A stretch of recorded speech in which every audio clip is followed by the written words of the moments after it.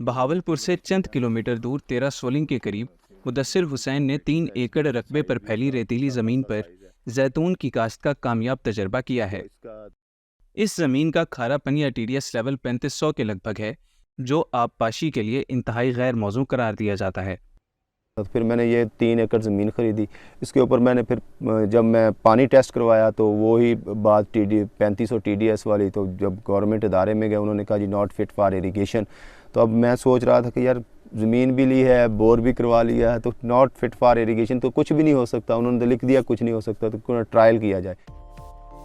पाकिस्तान में हालिया चंद सालों से नेशनल ऑलिव प्रोजेक्ट के तहत पाकिस्तान के मुख्तलिफ इलाकों में जैतून की बड़े पैमाने पर काश्त की जा रही है।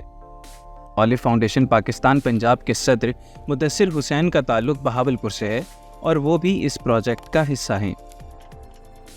चूँकि मुदस्सिर के फार्म की ज़मीन और पानी का खारापन काश्तकारी के लिए इंतहाई गैर मौजू था, इसलिए उन्होंने यहाँ जैतून की चंद गिनी चुनी इकसाम ही आजमाई।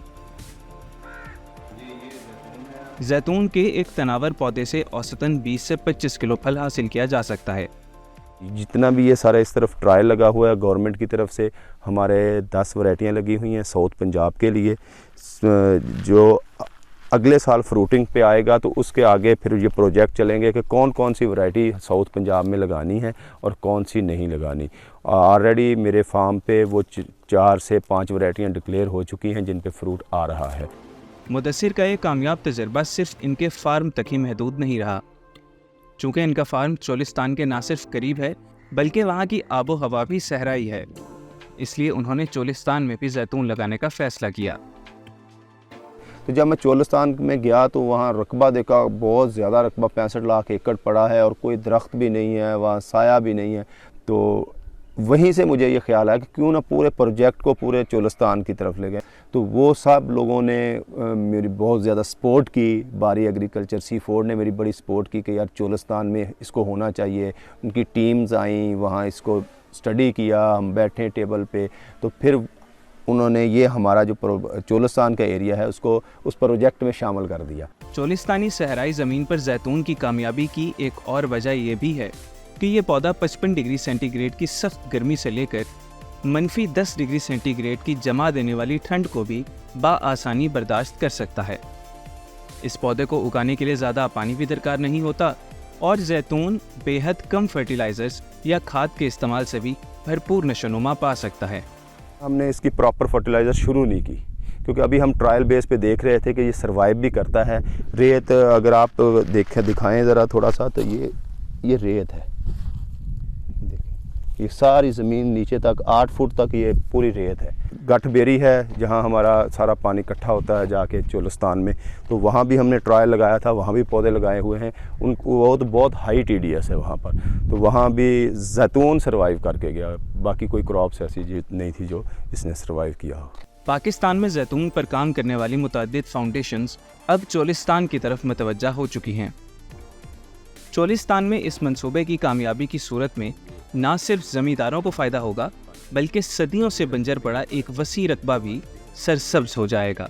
ये एक मेगा प्रोजेक्ट चल रहा है जैतून की मॉस कल्टीवेशन का, जिसमें मेन एम यही है कि यहाँ से हम अपने जो ऑयल की प्रोडक्शन है वो उस लेवल की ले लें जो दुनिया में आला पैमाने पे इटली हो गया, स्पेन हो गया, वहाँ से मिल रही है।